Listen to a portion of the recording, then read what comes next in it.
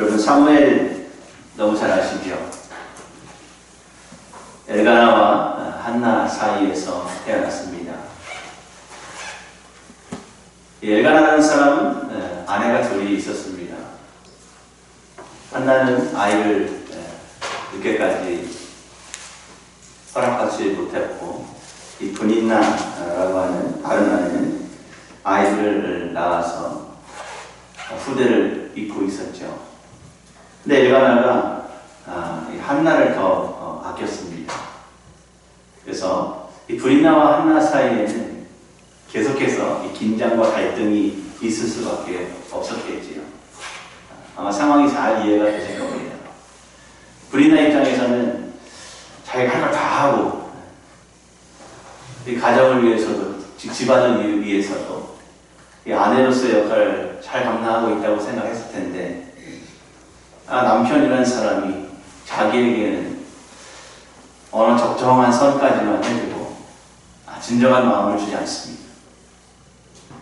한나 입장에서는 또 아쉬운 점이 있습니다.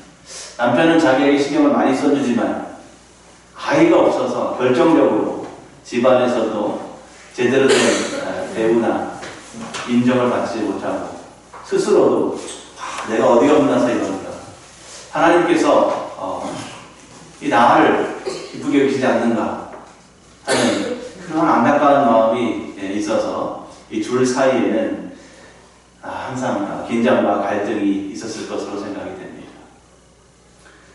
이런 긴장과 갈등이 있을 때 우리는 나름대로의 그러한 방법을 통해서 그것들을 해결하고 이겨나가고 또 피해나가기도 하죠. 한나는 하나님 앞에 나아가서 간절히 기도하는 쪽을 택했습니다. 그의 선택은 옳았습니다. 실로에 있는 성전에 가서, 예배하는 곳에 가서 간절히 기도를 드립니다. 저에게 아들을 허락하시면 하나님께 드리겠습니다. 당시에 하나님께 구별해서 온전하게 드려진 사람들을 우리가 나시린이라고 불렀죠. 머리에 삭도를 대지 않는다, 머리를 깎지 않는다는 것이죠. 그 외에도 여러 가지 이 정결한 삶을 위한 규율들이 있었습니다. 드려진 사람은 하나님 앞에 전적으로 온 일생을 의탁하는 것입니다. 맡기는 것입니다. 주님의 하나님의 뜻을 따르고자 그렇게 태어날 때부터 숨이 다하는 그날까지 하나님 앞에 드려지는 삶을 사는 것입니다. 한나의 바람과 기도덕인지 몰라도 하나님께서 엘가나와 한나 사이에 사무엘이라는 아들을 주셨습니다. 하나님께서 들으신다라고 하는 그러한 뜻을 가진 이 사무엘이 태어났습니다. 약속대로 한나는 소중하고 정말 아끼던 이 사무엘을 엘리 제사장에게 보내서 하나님의 일꾼으로서, 나시린으로서 삶을 시작하게 합니다. 사무엘이 의지를 가지고 그러지 않았을 겁니다. 어머니께서, 부모님께서 그렇게 정하셨으니까 이렇게 하는 건인가 보다 하면서 그 뜻을 쫓았습니다. 이렇게 어려서부터 하나님께 드려진 사무엘은 자신의 몫을 감당하기 위해서 엘리 밑에서 엘리를 수종 들면서 하나님의 일을 감당해 나갔겠죠. 그 어린 나이에 이 제사장과 같은 그러한 삶을 사는 거 얼마나 힘들었고, 때로는 외롭고, 때로는 자유롭게 뛰노는 그 동년배 아이들이 얼마나 부러웠겠습니까? 그런 모든 것을 뒤로하고 사무엘은 하나님의 일꾼으로 성장해 갑니다. 안타깝게도 엘리는 이제 노년에 들어서고 그 두 아들들 홈리와 비느하스가 하나님이 보시기에 올바르지 않은 그러한 일을 행함으로 인해서 블레셋과의 한 전투에서 사망을 하게 되죠. 그 소식을 듣고 엘리 제사장은 98살, 지금 생각해도 꽤 장수한 것이죠. 98살의 나이에 이제 움직임이 점점 둔해질 수밖에 없죠. 눈도 잘 안 보입니다. 그런데 이미 사무엘을 부르신 하나님으로부터 그 음성을 들으셨어요. 너희의 가문은 내가 버리게 될 거다. 그 이야기를 듣고 엘리 제사장은 하나님께서 원하시는 대로 되게 될지어다 이렇게 이야기합니다. 그 마음은 얼마나 괴로웠겠습니까? 하나님께서 말씀하셨던 그 시점이 다가온 거예요. 전쟁에서 빠져나온 한 병사가 와서 소식을 전합니다. 여차저차해서 두 아들이 목숨을 잃었습니다. 어느 정도 예상했던 것이죠. 이제 엘리 제사장은요, 아들의 죽음보다 법궤, 하나님의 증거궤를 빼앗겼다는 그 다음 소식에 소스라치게 놀라면서 앉아있던 자리에서 일어서려고 하다가 그만 뒤로 넘어져서 목이 부러져서 그 자리에서 생을 마감하게 됩니다. 마지막 순간에도 참 하나님의 일꾼이었다는 것을 느낄 수가 있어요. 그 앞의 소식, 두 아들이 죽었다라는 그것보다 법궤를 빼앗겼다라고 하는 그 소식을 듣고 움찔하고 그 놀라는 그 상황 속에서 그만 자신도 생을 마감하게 됩니다. 그 이후에 사무엘은 사사로서 마지막 사사시대를 마무리하는 그런 역할을 감당하게 됩니다. 여호수아가 모세의 뒤를 이어서 이스라엘을 이끌고 난 그 이후에 대략 340년 정도 사사시대가 이어지지요. 그 사사시대의 마감을 한 50여 년 남겨두고 사무엘이 이제 마지막 그 일을 감당을 합니다. 이러한저러한 일이 있었고요. 사무엘은 최선을 다해서 이스라엘 백성들을 하나님 뜻대로 이끌기 위해서 노력합니다. 그 덕인지 몰라도 이스라엘이 여러 전투에서 승리하고 하나님의 백성으로 살아가게 되죠. 그러나 또 역시 위기는 끝이 나지 않습니다. 이제 오늘 우리가 말씀드린 것처럼 사무엘이 나이가 많이 들게 됩니다. 사무엘은 라마로 돌아가고 그곳에서 지내게 되면서 이 브엘세바라고 하는 곳에서 두 아들을 사사로 세우게 됩니다. 오늘 성경 말씀에 1절부터 소개되는 것처럼 요엘과 아비야가 두 아들입니다. 이 이스라엘의 그 영토, 경계를 흔히 얘기할 때 이 대표적으로 등장하는 두 지역이 있는데 단과 브엘세바입니다.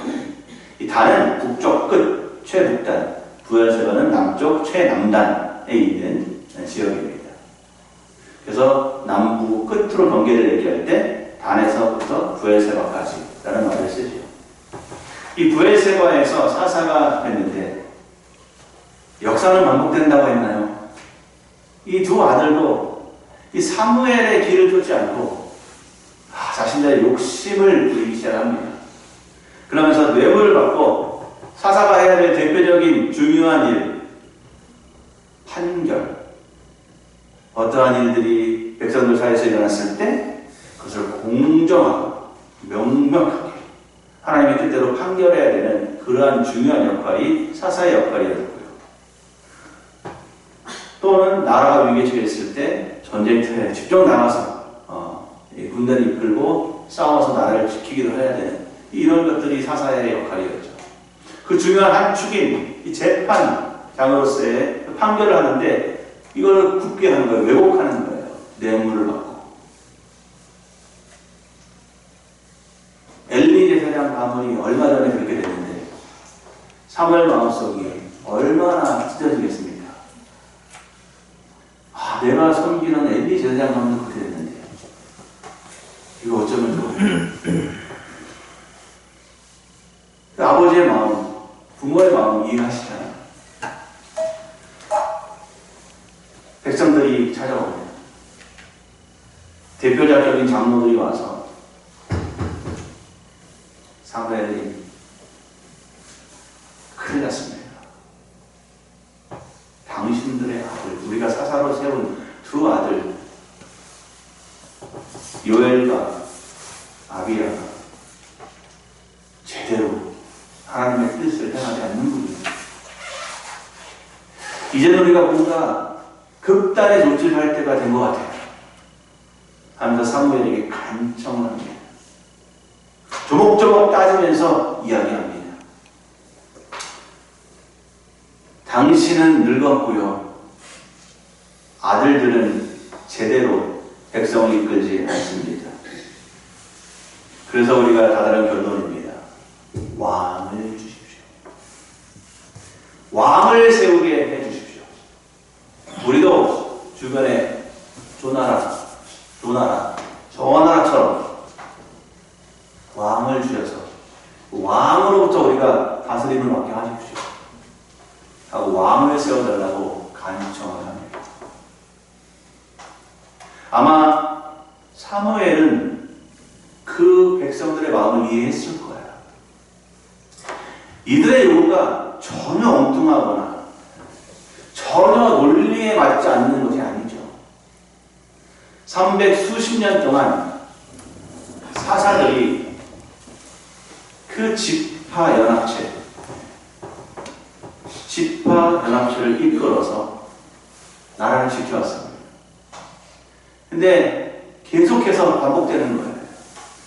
문제가 해결되면 죄를 짓고 하나님 앞에 불성실하고 하나님을 배반하고 우상을 섬기고, 그러면 또 하나님께서는 주로 외국 세력을 동원하셔가지고 그들을 징치하시죠.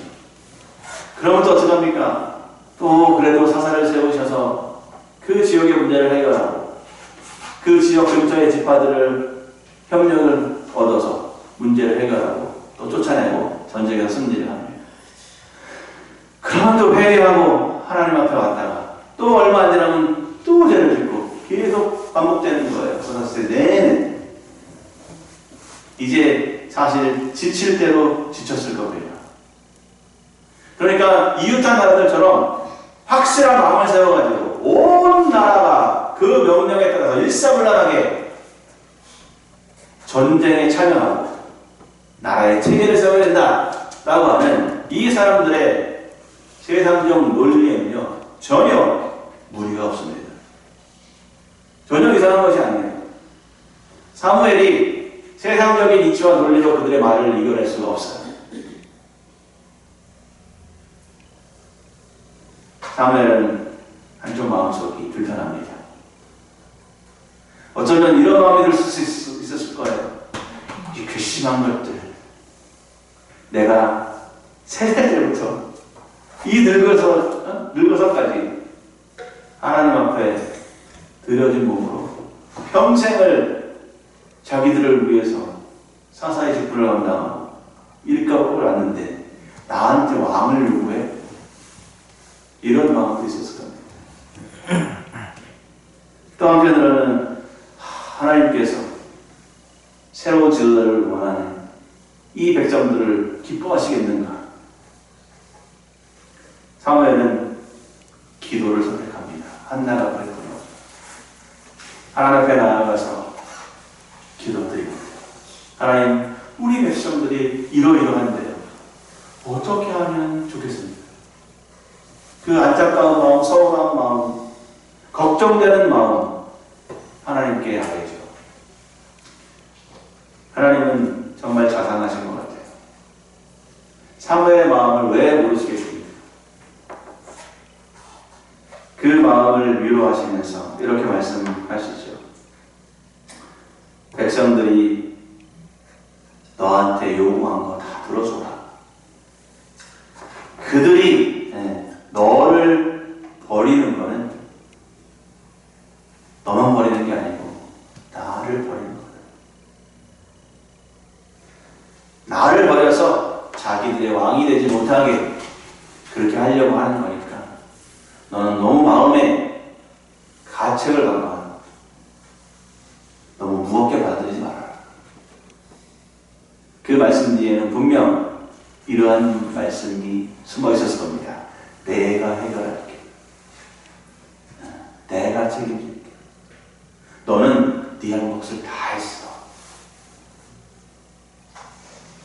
그러면서 덧붙이십니다. 내가 이스라엘 백성들을 애굽에서부터 인도해서 지금까지 오고 있는데 그 애굽에서 나오는 그날부터 지금까지 수시로 나를 버리고 다른 신들을 섬겼던 것 너도 잘 알지. 그런 것처럼 너한테도 이 백성들이 변심을 한 거니까 네 잘못이 아니야. 늘 그랬잖아. 너도 알고 나도 알고. 그러니까 너무 마음 쓰지 마. 그들이 하고자 하는 대로 허락해주고 그 뒤엔 내가 알아서 할게. 이게 하나님의 응답입니다. 그러면서 오늘 같이 읽지는 않았지만요. 9절 밑으로 보면요. 이런 말씀이 있어요. 가서 이스라엘 백성들한테 엄히 경고하고 그들이 원하는 왕의 제도가 어떤 것인지 그들을 다스릴 왕의 제도가 어떤 것인지를 정확하게 가르쳐주고 라고 말씀을 합니다. 그래서 사무엘이 그 말씀을 듣고 백성에게로 가서 왕이 다스리는 나라의 위험에 대해서 왕이 주인이 된 나라에서 백성들이 어떻게 살아가야 하는지에 대한 자세한 설명을 쭉 합니다.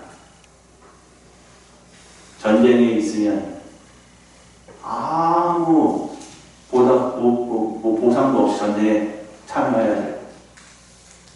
너희들이 애써서 지은 모든 농산물, 수확물 이런 것들을 나라에 바쳐야 돼. 왕이 요구하는 것들은 절대 복종해야 되고 이러한 세세한 내용들을 다 얘기해 줍니다. 그럼에도 백성들은 어떤 결론을 내느냐. 19절 이하에 가보면 그만하세요 이제. 다 알아요. 더 이상 사무엘의 말을 듣기를 거부합니다. 그래도 우리는 왕이 있어야 되겠습니다.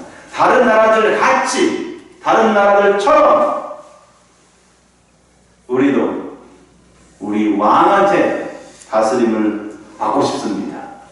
우리는 우리를 위해서 확실하게 싸워줄 왕이 필요합니다. 우리의 싸움을 함께 싸워줄, 대신해줄, 이끌어갈, 앞장서줄 왕이 강력한 지도력이 필요합니다. 라고 결말짓습니다. 우리가 살다 보면요. 우리로 하여금 곁눈질을 하게 만드는 요소들이 참 많이 있습니다. 때로는요. 정말 힘든 일들이 막 찾아가가지고 다른 생각을 하게 만들어요. 이거 피할 수 있는 다른 방법이 없을까? 이렇게 다른 쪽을 보게 만드는, 다른 마음을 갖게 만드는 그런 때들이 있어요. 때로는요, 달콤한 유혹으로 더 어떻게 이렇게 될 거야 하는 그런 유혹으로 우리를 흔들어대는 그런 상황이 또 찾아올 때가 있습니다. 그러면 우리는 지금까지도 그래도 그냥 완벽하게 감사하면서 살아왔는데 이 옆에서 이 소근대는 이 달콤한 유혹이 얼마나 그렇게 달게 느껴지는지 또 거기에 그만 곁눈질을 하게 되는 것이지.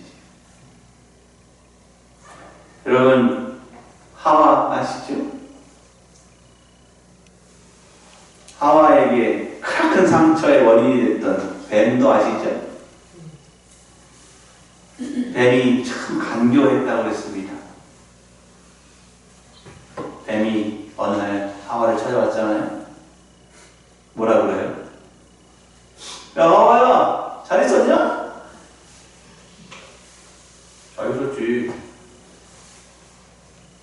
불일어난 거 아니까 하와도 견제를 하게 했겠죠, 처음에.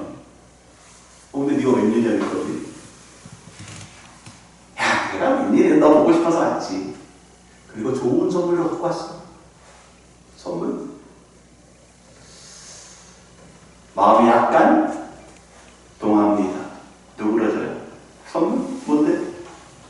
뭐 이렇게 주는 건 아니고 알려줄 게 있어서 정말 귀한 선물을 내가 알려주는 거야. 그래? 뭔데? 그 동산 중앙에 있는 그 하나님이 따먹지 말라고 한 나무 있다네? 있지. 선악을 알게 하는 나무 있지. 그거 먹으면 안 돼. 만지지도 말라고 그랬어. 죽는다고. 아담한테 하나님이 그 선악과를 금지시킬 때는요, 그거 먹으면 정령 죽으리라, 먹지 말라, 요 말씀하셨어요. 그런데 아담이 하와한테 전달할 때는 만지지도 말라는 걸 추가했나 봐요. 먹지도 말고 만지지도 말라고 아담이 하와한테 얘기한 모양이에요. 그러니까 이 뱀한테 하와가 얘기할 때는 만지지도 말라는 게 추가됐네요. 그러니까 아담이 참 지혜로운 거죠. 직접 듣지 못했는 듣으니까 더 강력하게 아예 만져보지도 말고 쳐다보지도 말라. 그 아내한테 경고를 한 겁니다. 근데 아내가 이 뱀이 살살살살 호두이니까 그렇게 봤네. 그 전까지는 쳐다보지도 않고 저쪽에 뭐가 있대 이 정도로 생각하고 살았는데 봐봐 네 눈으로 직접 봐봐. 건전질로 싹 봅니다. 어때요? 아주 때깔이 요즘 말로 죽여줘요. 그냥 정말 맛있게 생겼고요. 뱀의 말대로 딱 넣으면 이거는 뭐 그냥 완전히 지혜로워져가지고 하나님같이 하나님처럼 될 것 같아요. 그래서 그냥 먹었잖아요.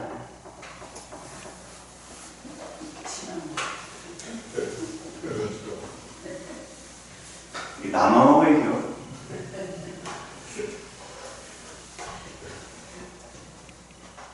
누구와 같이 된다는 게 참 위험한 말이에요. 누구와 같이, 뭐뭐처럼, 누구랑 똑같이 이런 마음이 우리를 힘들게 만드는 거예요. 하나님이 정해 주신 만큼이면 되는 것이지 누구같이, 누구처럼, 무엇과 같이, 누구랑 똑같이 이런 순간 우리는 무너지는 겁니다. 누구처럼 누구같이 하면 이미 우리는 한눈을 팔아버린 거예요. 여러분 한눈 팔면 안 된다고 그러죠? 왜요? 애꾸잖아요, 애꾸. 한눈을 팔면 그 순간 여러분 바라보는 물체가 다르게 보여요. 우리 그렇잖아요. 두 눈으로 볼 때하고 한 눈으로 볼 때랑 물체가 생긴 데는 똑같지만 위치가 달라 보입니다. 약간씩 바뀌어요. 그래서 두 눈으로 봐야 되는 겁니다. 집중해서. 한눈 팔고 곁눈질하면 그 여태까지 보였던 그 선명했던 그 무언가가 흐릿흐릿해지고 여기 있다 저기 있다 바뀌는 거예요. 그래서 한눈을 하거나 곁눈질하면 안 돼요. 특히 하나님의 뜻대로 살아가는 사람이라면 하나님만을 정확하게 알아봐야 되는 겁니다. 이 실수를 또 이스라엘 백성들이 하고 있네. 여러분 이스라엘 백성 하나님께서 애굽에서 이끌어 내실 때 이런 말씀을 해주셨습니다. 십계명을 받고 하나님으로부터 말씀을 듣고 백성들에게 전해주려고 모세가 하나님을 찾았을 때 이래 말씀하셨습니다. 출애굽기 19장 5절에서 6절에 보면 이런 말씀이 있습니다. 세계가 다 내게 속하였나니 너희가 내 말을 잘 듣고 내 언약을 지키면 너희는 모든 민족 중에서 내 소유가 되겠고 너희가 내게 대하여 제사장 나라가 되며 거룩한 백성이 되리라. 너는 이 말을 이스라엘 자손에게 전해라. 여러분, 제사장 나라가 뭡니까? 제사장이 뭐 하는 사람이에요? 제사장은 하나님과 우리를 연결해주는 사람이에요. 그럼 제사장 나라에 그럼 뭐예요? 온 세계 열방의 모든 나라가 하나님 앞에 제대로 설 수 있도록 이끌어가는 나라가 제사장 나라입니다. 그런데 그 특별한 특권, 그 특별한 임무를 부여받은 이스라엘이 어떻게 하고 있어요? 저 옆 나라, 저 나라처럼 해주세요 하고 있습니다. 하나님이 기뻐하실 수가 없어요. 다른 나라를 이끌어서 이스라엘처럼 되게 하고 하나님 앞에 온전한 세계 곳곳의 나라들로 만들어 가는데 앞장서야 될 그 이스라엘이 지금 어떻게 하고 있습니까? 오히려 인간의 방식으로 세상적 방식으로 살아가고 있는 그 여러 나라들처럼 되게 해달라고 요구하는 거예요. 하나님 입장에서 보면 얼마나 배신감을 느끼겠습니까? 여태까지 이러한 저런 일꾼들을 세워서 힘들고 어렵게 그렇게 이스라엘을 이끌어 오셨는데 거기다 대고 다른 나라들은 이끌어올 생각을 안 하고 하나님 말씀대로 그들도 살 수 있도록 그들에게 하나님의 온전한 뜻을 전하지 못하고 오히려 그들처럼 살게 해주세요 라고 얘기하고 있는 거야. 얼마나 하나님이 괘씸하게 생각하셨겠습니까?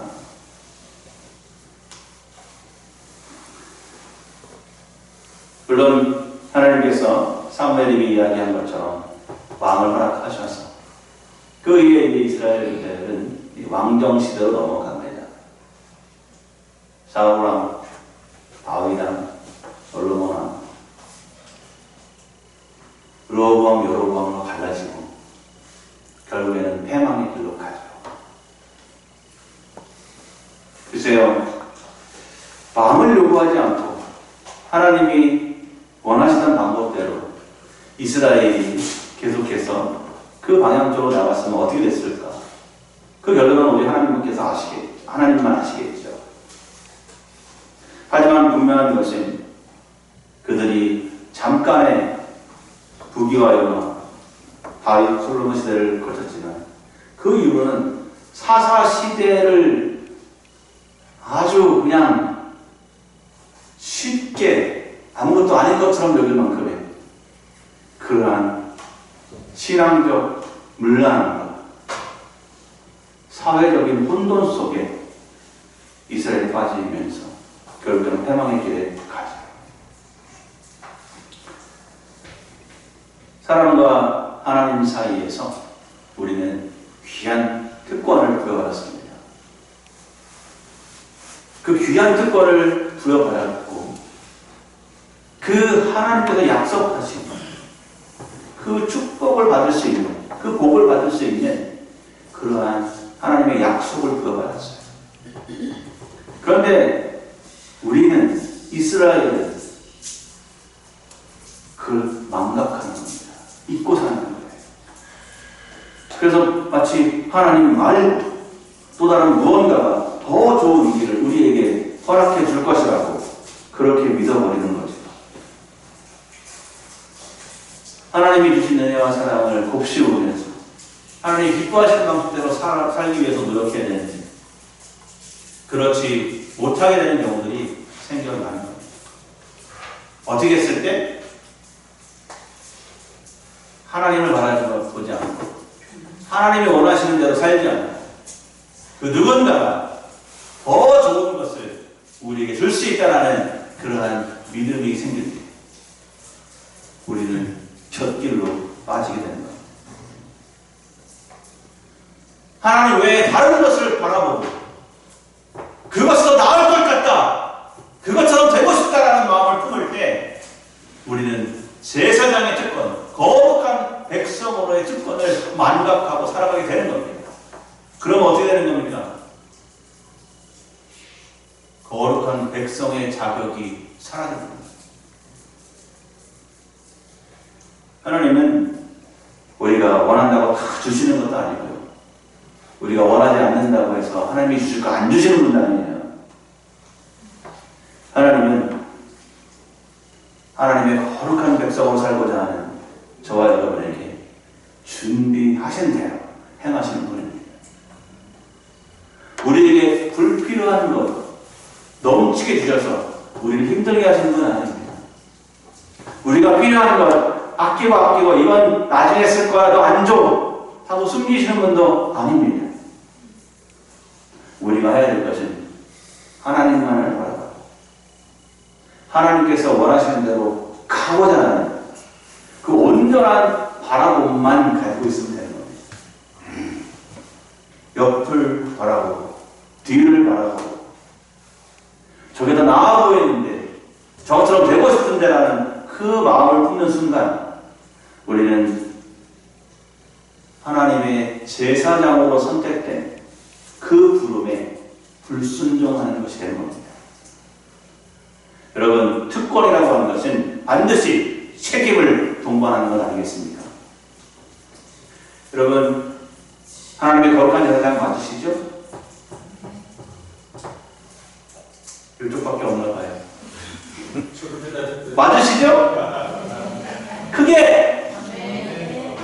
아멘. 하나님의 거룩한 제사장, 나. 거룩한 하나님의 백성, 나. 여러분, 귀한 존재입니다. 그 귀한 존재인 것을 잊어버리는 순간 우리는 그냥 나락으로 가는 거예요. 내가 나 자신을 제대로 모르면 어디로 가겠습니까? 갓길로 빠지는 거예요. 내가 누군지를 명확히 알고 하나님이 주신 나의 신분을 명확히 깨닫고 그 신분에 맞는, 걸맞는 삶을 살 때 우리는 진정으로 하나님의 백성이 되는 것입니다. 하나님을 우리의 영원하고도 유일한 왕으로 모시게 되는 겁니다. 그 왕만을 바라보시기 바랍니다.